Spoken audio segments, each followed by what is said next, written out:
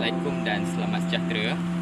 Minggu lepas saya dengan kawan saya ditugaskan oleh cikgu pengajian perniagaan kami, Cikgu Rizal, untuk menerangkan satu tajuk. Apa tajuknya? Tajuknya adalah tentang gaya kepimpinan. Bila korang dah ada tajuk, first thing korang kena tahu apa dia punya maksud. Okay, pasti ada yang tak tahu lagi apa maksud gaya kepimpinan ni kan.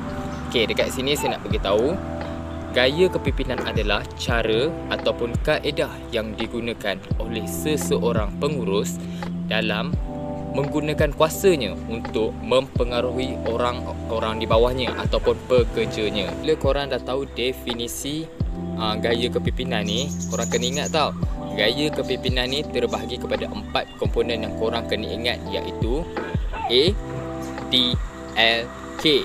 Apa itu ADLK? ADLK adalah autokratik, demokratik, laissez-faire dan contingency. Ataupun lebih korang nak ingat, sebab dah classmate kan, korang boleh ingat Akid dan Lan kawan. Okey, yang pertama adalah gaya kepimpinan autokratik. Apa itu gaya kepimpinan autokratik? Okay, gaya kepimpinan autokratik adalah melibatkan aktiviti pembuatan keputusan yang dijalankan oleh seorang ketua sahaja. Okay. Pengikut ataupun pekerja tidak dibenarkan untuk memberikan pendapat, untuk memberikan idea dan juga pandangan mereka.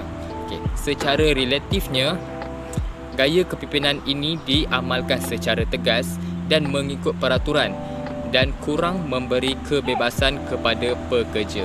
Pimpinan yang kedua adalah gaya kepimpinan demokratik.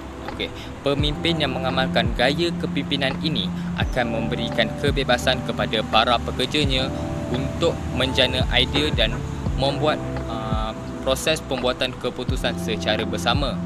Secara kebiasaannya, pemimpin akan menyatakan masalah yang dihadapi oleh organisasi kepada para pekerjanya dan meminta para pekerjanya untuk memberikan pandangan, idea dan pendapat yang bernas.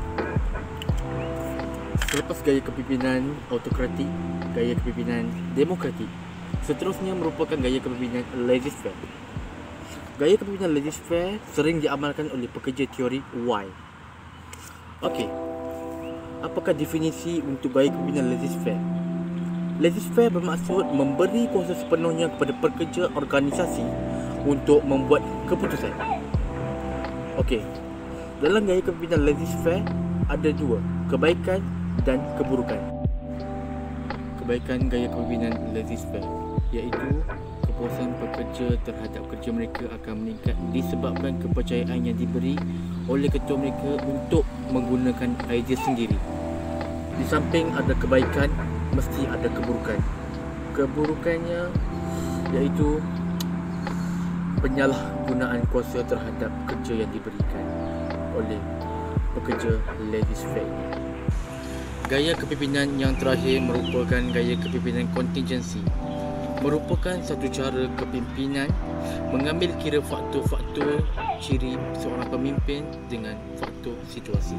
Gaya kepimpinan ini membuat penyesuaian gaya kepimpinan berdasarkan ciri-ciri seorang pemimpin dengan faktor situasi untuk mewujudkan satu gaya kepimpinan yang berkesan di dalam sebuah organisasi. Contohnya, bagi pekerja-pekerja teori S dan pekerja-pekerja baru, pemimpin boleh mengamalkan gaya kepimpinan autokratik iaitu bersifat tegas dan berdisiplin.